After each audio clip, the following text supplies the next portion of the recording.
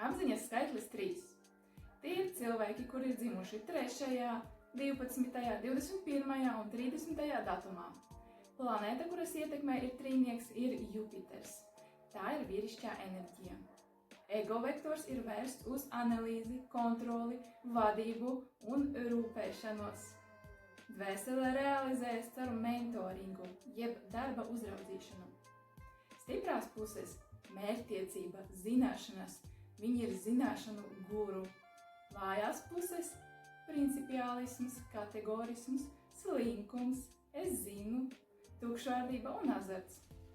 Cilvēkus dala gudrajos un muļķos, autoritāte vai nav autoritāte priekš viņa, atbild uz viņa rūpēm vai neatbild uz viņa rūpēm, izdevīgi vai neizdevīgi cilvēki. Naudu vēlas iegūt caur zināšanām un mentoringu.